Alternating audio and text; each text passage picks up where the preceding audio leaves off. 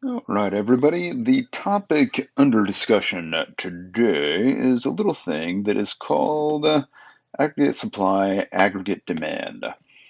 So, aggregate supply.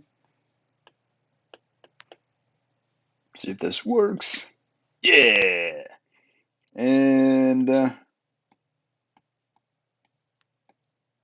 aggregate demand. Hey, look at that. Takes my terrible handwriting and makes it legible. Now, aggregate supply, aggregate demand is kind of what it sounds like. If you don't know what aggregate is, aggregate means a combination or to combine. Okay, now this graph we're going to look at is going to look pretty funky at first, but then we're going to break it down to understand what all the different parts of it are. So, start off with standard graph. Looks like so. The axes, x-axis is RGDP, which is real gross domestic product. Now, GDP, gross domestic product, you will recall, is the combination of everything that we produce as a society. So it's the dollar figure we put on everything that we produce, right? Now that real part, when you throw the R in front of real, or the R in front of GDP, real GDP means we have adjusted for inflation. All right. Now, nominal is only talking about the number of dollars or talking about dollars as they're valued in a particular year. Our GDP, real, is when we adjust for inflation. Okay, so we got that. The y-axis is PL. PL stands for price level. Okay, price level. Now, what this is really our economy in one graph. So we're showing the relationship between real GDP, right, production within the economy, and price levels. Now, this is a supply and demand graph. Just like a normal supply and demand graph is looking at the relationship between price and output for one product, this is looking at the combination of price and output for all products, right? Not just one thing, but everything in the society. So we've got ourselves supply and demand lines. Now I'll put these in different colors here just for distinguishing sake. So we have one line that is downward sloping. This is our aggregate demand curve.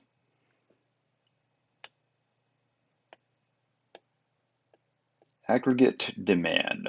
So just AD, aggregate demand. Okay, so this is the everything that is spent in the society, everything that's purchased in the society. So the being the demand for one thing, it is the demand for everything. And it has the same equation to it that GDP does. So you remember that GDP has an equation where it is, well, we'll do this with our GDP, but uh, it's equal to C plus IG, good enough, plus big G plus XN. All right. Oh, well, those are supposed to be pluses there instead of T's. You get the idea. We can see if we can modify that. We'll just try that again right there. Plus. Okay, well, I give up. Delete. Draw it. Take that letter recognition thing. Plus G plus X N. Ooh, that's terrible. XN. Okay, where was consumption plus business investment, right? Investment in capital by businesses, plus government spending, plus net exports. So these are the four big categories of spending in the economy, right? Consumption, business investment, government spending, net exports. Well, this is the equation for GDP. It is also the equation for aggregate demand. So when we look at this line here for aggregate demand, that's what it's equal to: consumption plus investment plus government spending plus net exports. This is all the spending that takes place in the economy, and that's what the C plus IG plus G plus XN is. It's spending in the economy. All right. Now, why is it downward sloping? Well, think about it. There are various reasons we'll get into at a different point in time. But when price levels are lower, generally speaking, people want to spend more. And when price levels are higher, people generally want to spend less. Same thing with businesses and everybody else. Okay. So we have this downward sloping curve, which is the aggregate demand. We also have an upward sloping curve, which is SRAS. Actually, hold on. Let me see if I can erase that here.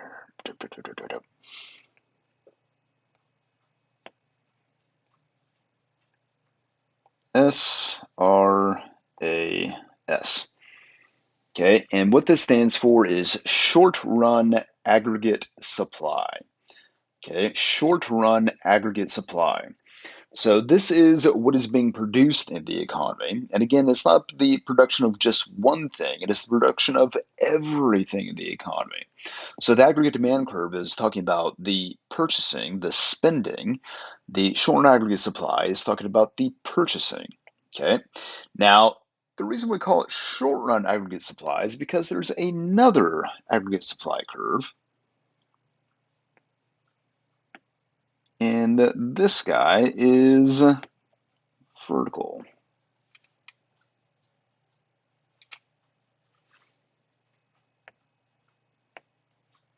And not surprisingly,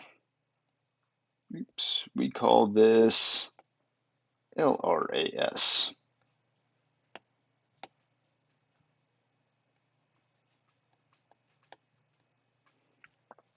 Okay, LRAS, long run aggregate supply. And it intersects the x-axis at Y sub F, which stands for full employment output. All right. If you are a ACDEC person, you may recognize this as Y star, I think they call it, which is potential output. Now, I know this graph looks a little bit complicated at first, but it is really just a glorified supply and demand graph. Again, instead of the supply and demand for one thing, it is the supply and demand for everything in the economy. All right. So the reason we have this SRAS and the LRAS is that in the short run, okay, in the short run, price levels matter to production decisions. Okay, in the short run, they matter. In the long run, what this vertical line indicates is that there is no relationship between output decisions, production, and price levels. Okay, where in the long run, it doesn't matter what the price level is, this will be what producers produce at full employment. Remember, full employment is just going to be when the economy is going like gangbusters, right? No cyclical unemployment. The only unemployment is going to be frictional and structural. So this is going to be when the economy is operating pretty much at its peak. Think of full employment output as being when the economy is on the production possibilities curve. Okay. Now, the reason there's no relationship here between the employment and the price levels in the long run is the economy will adjust to whatever the value of the money is in the long run. Okay, so here's a thought experiment. Let's say that tomorrow we doubled the amount of money in circulation, straight up doubled it. Okay, now what would that do in the short term? Well, in the short term, it would create a whole lot of chaos, right? But in the long run, let's say we go a couple of years, 5 years down the line, well, what's going to change? Prices will have doubled. If we double the amount of money in circulation, prices will have doubled, and wages will have doubled as well. And where we're going to find ourselves? Well, right back where we started from, right? So all we did was double how much money was out there. So prices double, wages doubled, and nothing really changed. All right. Everybody has the same buying power as they did before. All right. Businesses will operate as what they did before. So in the long run, price levels don't matter, right? The economy will adjust to whatever the new price levels in the economy are. It will adjust to the inflation. It will adjust how much money is in circulation. So in the long run, we'll be at this level of output, right? This level of GDP, no matter what, right? So at full employment, we'll produce this much no matter what the price levels are. Okay, so this is why we have the long run aggregate supply curve. And then in the short run, yeah, price levels matter, right? So when price levels go up in the short run, businesses will start to produce more, all right? And when price levels go down in the long run or in the short run, businesses will produce less, right? Quantity shorten aggregate supply. But in the long run, it will not matter, okay? Now, what can we do with this graph here? Well, let's say we do some manipulation.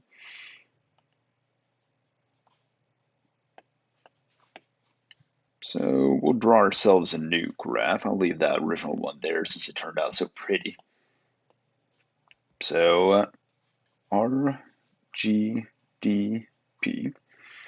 Okay, and one of the things I'm going to ask you to do is to draw this graph and manipulate it some and move the lines around. This is the aggregate supply, aggregate demand graph, and I call this also the king graph. The reason being is that so much stuff in AP macro comes back to this graph. That if you understand this graph and how to manipulate it and how to move things around, then it gives you all sorts of answers. Okay, so do not underestimate this graph and its usefulness to you.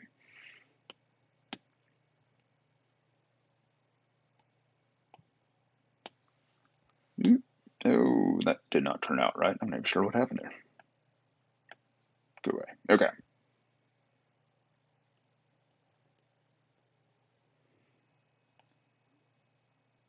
So we have our parts here. Oops.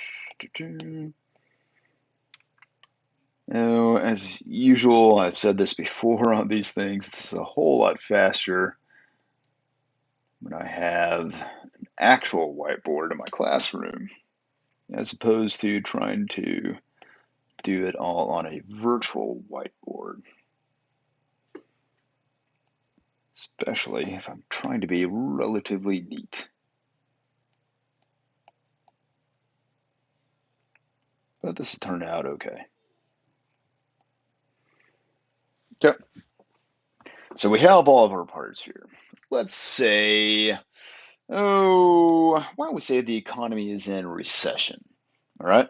So what happens when the economy is in recession? Well, let's remember for ourselves here what aggregate demand equals. Aggregate demand is equal to C plus IG plus G plus XN, right? Consumer spending plus business investment plus government spending plus net exports. Well, what happens when the economy is in recession? Well, consumer spending drops, right? Consumption drops. What happens to the business investment? Business investment drops also, goes down, right? If you're talking about a global type of thing, then you can see net exports potentially fall as well. So what happens to aggregate demand? Aggregate demand falls, all right? Now, before I move on, I should point out that this intersection right here, this is the economy's happy place. This is going to be where the economy always tries to get back to. It always tries to get back to this full employment output, LRAS, right, wherever that is. Okay.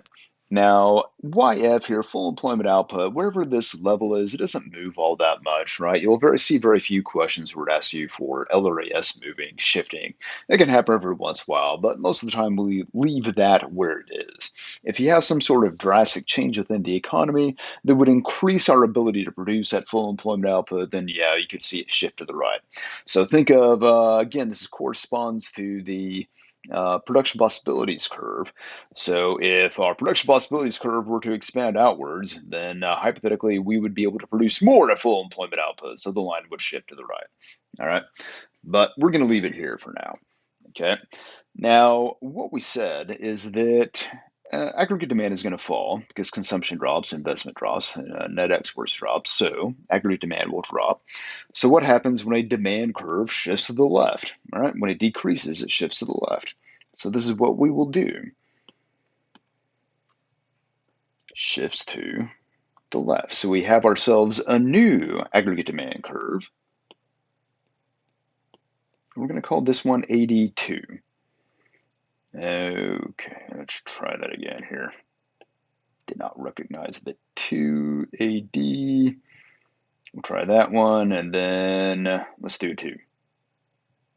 Okay, close enough. We'll see if we can.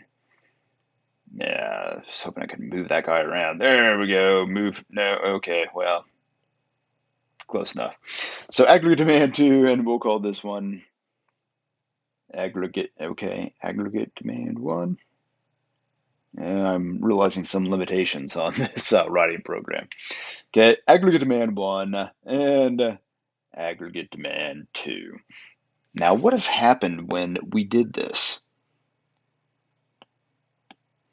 Well, this is where price levels were before. Oh, I'm still trying to type. Go away. Go away, random letter R and dashes.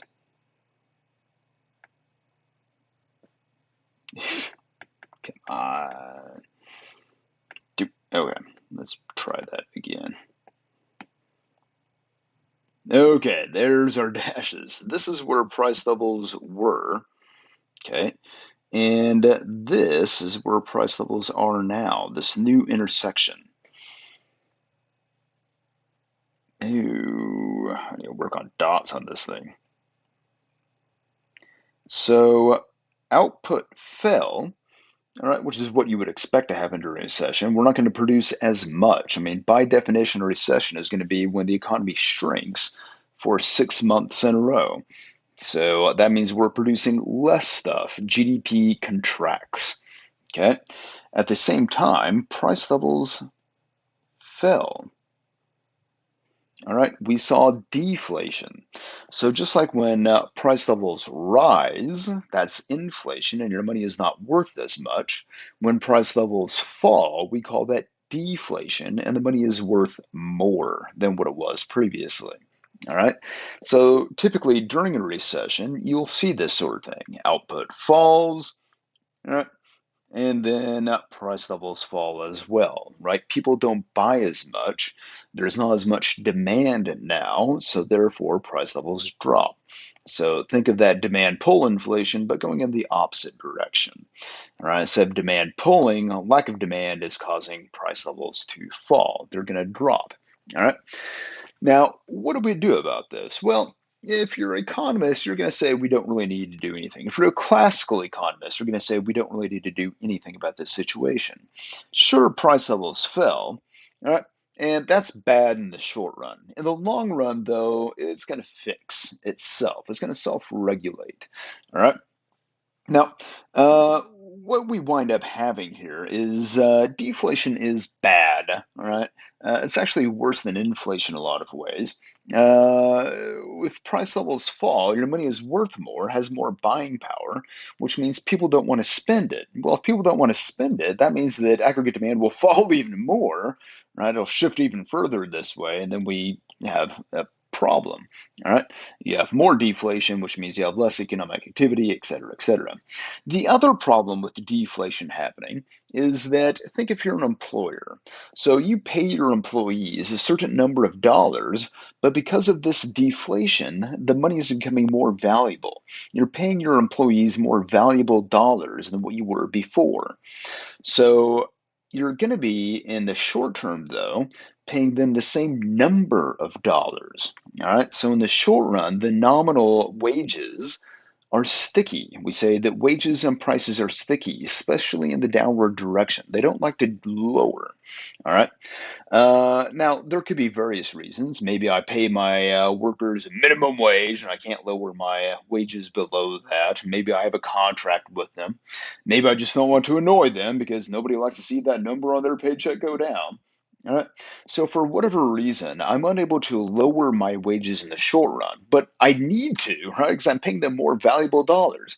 Let's say that before the recession, I was paying them $10 an hour. I'm still paying them $10 an hour right now, but those $10 are worth more than before. So the nominal wages have stayed the same, but the real wages have gone up, right? I'm paying them more real value than what I was before because of the deflation happening. All right. So I want to lower their wages, but because of those aforementioned reasons, I can't. What do I do instead? Well, I fire them. All right. If I can't pay all my workers less money, I'll just have fewer workers. I pay the same amount as before. So I start to fire employees. But if I start to fire employees, that means I have more people unemployed, which means that consumer spending goes down more, aggregate demand will go down more, it'll shift to the left, right? Which means more deflation, more problems, and you can see the cycle going on here. All right. So a classical economist is going to say, though, is that what will happen in the long run is the economy will adjust for all of this. All right. How is it going to adjust? Well, um, unemployment will basically get bad enough that the employer will have the leverage to lower the nominal wages like they need to. All right. So my current workers, because unemployment is already bad, my current workers will be over the long run will start be willing to accept lower wages. If I have a union contract, the union will renegotiate with me because they don't want the business to fail either. Contracts I had with my employees will expire, which means I can renegotiate that now, unlike I was able to before. Maybe the minimum wage gets changed, right? Whatever it is, my current workers will accept lower wages, and unemployed people will also be willing to accept lower wages. And when that happens, lower wages means that I, as an employee, or excuse me, I, as an owner, am going to become more profitable. And as I become more profitable, I'm willing to produce more, which means that the short aggregate supply curve will shift to the right. All right. So we've got a shift to the right with this guy. SRAS.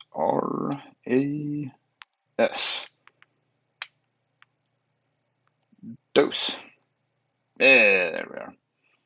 So we'll call the original one SRAS1, and we've got this new one SRAS2. All right, and what happened when we did that? Well, the economy went back to long run equilibrium at an even lower price level than what we had before. So we saw a little bit more deflation, all right, but the economy went back to full employment output, right? Our new intersection here, back in long run, so we're back at long run equilibrium, like what we expected. All right. And what did we have to do in order to accomplish this? Well, we had to do nothing. Again, this is the classical economist's response to this sort of deal. All right. But this is what classical economists are going to say. A Keynesian economist would have a different perspective on this. I wonder if I could duplicate this slide. I haven't tried that yet. What happens if I click there?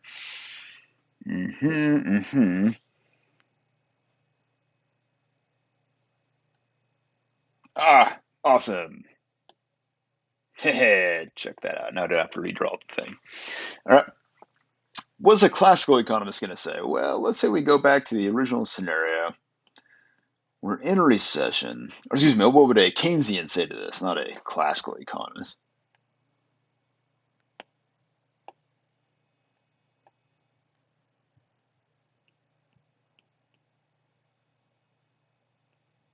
Oops. Stop. All right. So 81, 82, and those are supposed to be so it's supposed to be 80 sub 1, 80 sub 2. I know it doesn't come out as well as what I'd like to. But we had our situation where this is where we were before, right?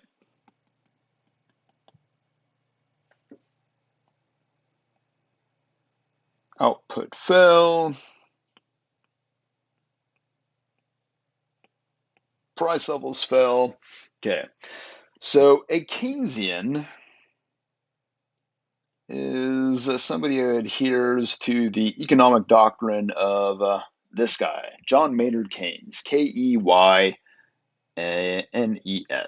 Okay, so Keynesians are followers of John Maynard Keynes and Lord Keynes, and this is a very prominent economist of the first half, mostly of the 20th century. Highly, highly influential. I can't overstate how influential this guy is. You live in very much a Keynesian world, in part because Keynes kind of gave politicians the way out, right?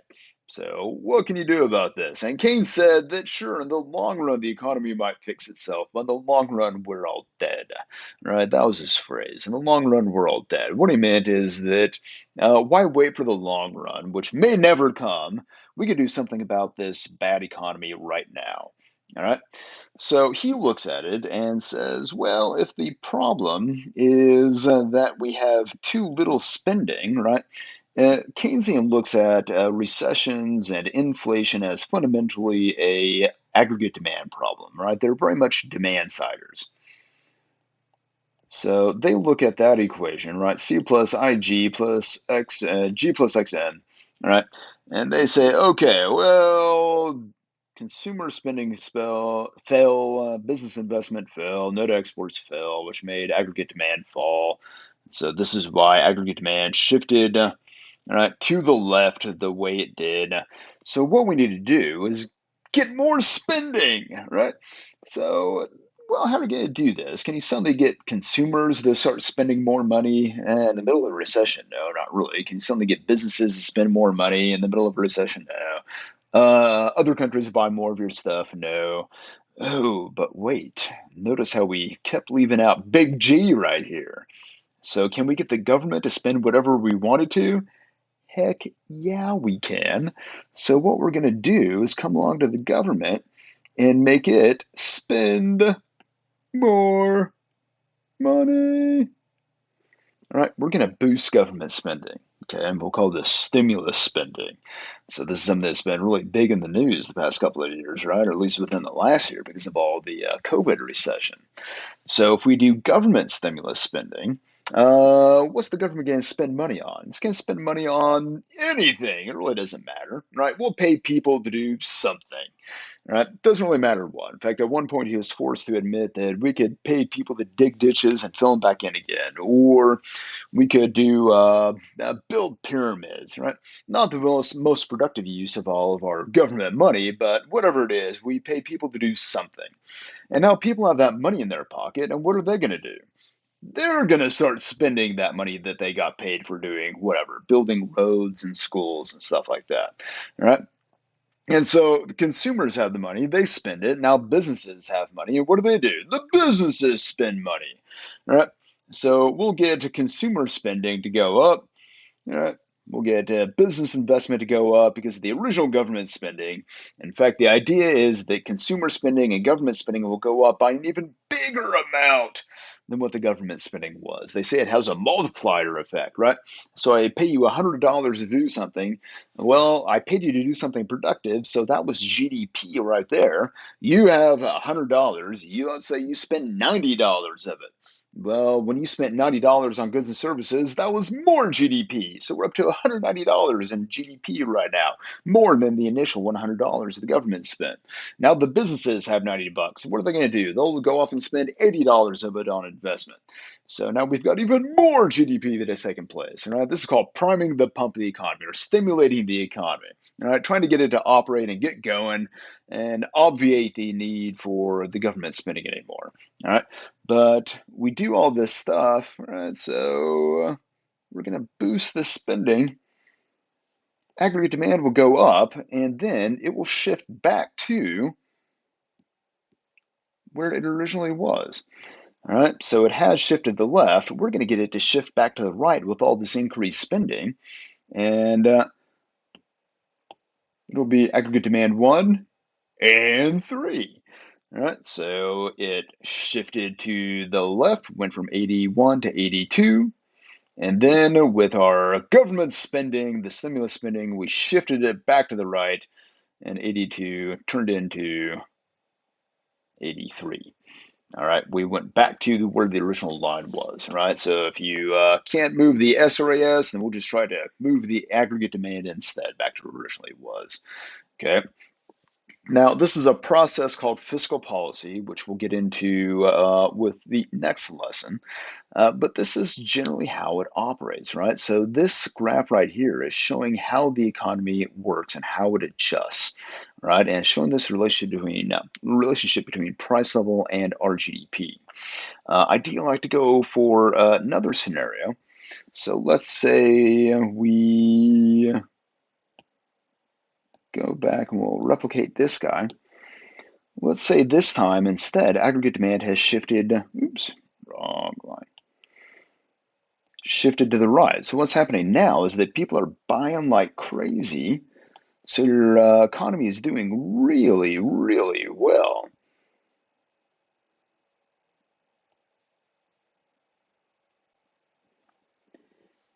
Well, what happens if the economy is doing really well? We're going to get ourselves some inflation, demand pull inflation, which is shown by the graph. So price levels were here. They had gone up there, right? People are buying, buying, buying, but we have a problem. Output has increased, at least temporarily, right? We're producing more stuff. Our GDP is increasing. Okay. Now we can be here for a little bit, but this right here is full employment output, right? This is basically the limits on our capacity to produce, right? We can maybe produce out here for a little bit, but we can't stay there. What we call this, we're getting inflationary pressures, all right, and we're briefly increasing output, but if we're beyond full employment output, we are trying to buy more than there is stuff to buy. Basically, the level of production cannot keep up with the purchasing that is taking place. All right.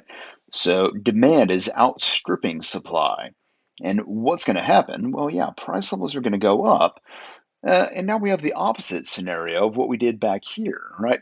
Back here, when there was deflation happening, the money is becoming worth more valuable, right? And the classic economist said the economy will fix itself. You don't have to do anything. Unemployment gets bad enough, and in the long run, SRAS will shift to the right to make up for it. What we have here, the classic economists are going to say, is well, yeah, the price levels are going up. But what's going to happen? If we're past full employment output, we can't find enough new workers. No business can. So that means that businesses will have to start paying more to find the workers. And the workers are going to start demanding higher wages because inflation is getting bad, right? They need higher wages to make up for the lost income. So if I pay my workers $10 an hour beforehand, I'm still paying them $10 an hour now. If I'm the employer, great for me. I'm actually paying them less value than before at the same time as I'm charging higher prices for my goods. So this is great for me, but it's bad for my workers. My worker is going to come along and say, well, dude, you got to pay us more money, right? And they're going to want to renegotiate contracts, and the labor union will go on strike until I start paying them more. And I'll have to do it because if I want to keep them from leaving and going to another business, I got to pay them more. And if I want to attract new workers, I'm going to have to raise wages as well. So as the nominal wages start to go up, I start making less of a profit.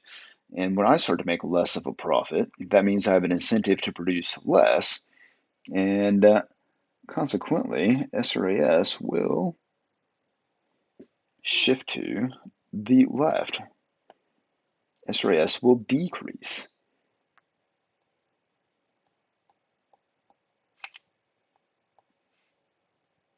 So we'll get ourselves a new SRAS line. All right, this new SRAS2 over here. And when we do that, we are back at full employment output. All right.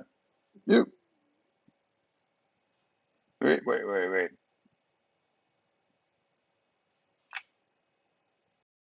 All right. Had to stop that and then come back real quick. I know this is going along, but pretty much almost. I was trying to figure out what went wrong here. I was like, something's missing. I couldn't quite immediately figure out what it was. I didn't realize that This aggregate demand curve right here had disappeared on me, AD2.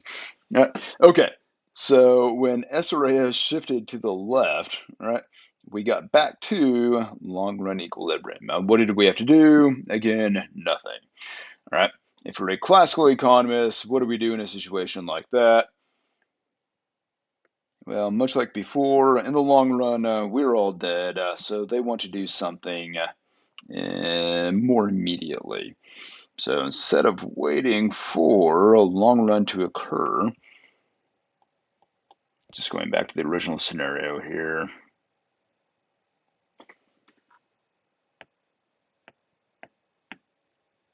So this is where we were before. Price levels have gone up.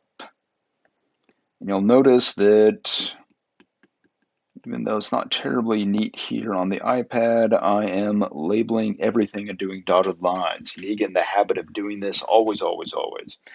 Okay. So what we saw with classical economists is waiting for supply to catch up in the long run. What the Keynesians are going to say is that, again, this is a demand problem. So if aggregate demand is equal to C plus IG plus G plus XN, which you should have memorized by this point, you'll need to know it. So if the problem here is that consumption has gone up too much and business investment is going up and net exports have gone up, well, what do? We can get the government to spend less. We could also get them to tax more. Either way, it'll work. All right. So the government will spend less money so as not to exacerbate it, and will also tax businesses and consumers more, which means they'll have less money to spend, and that stuff will drop, which means that aggregate demand would drop as well. All right. So when we do that, we create aggregate demand will shift back to the left to where it originally was, right? So that the AD line here will be AD1, and it will also be aggregate demand 3, all right? So the government using taxing and spending is what we call fiscal policy, FISCAL. We're going to come back to that and explain in a little bit more detail. What I'm using it for here is just an illustration of how it is this graph operates. So what I'm going to wind up asking you to do is to be able to draw this graph and move a few lines around as well as do some dotted lines. Reason being is you need to get in the habit of doing this and practicing it. So we'll start it now. Pretty low-key assignment for what I'm looking at and what we'll be doing eventually.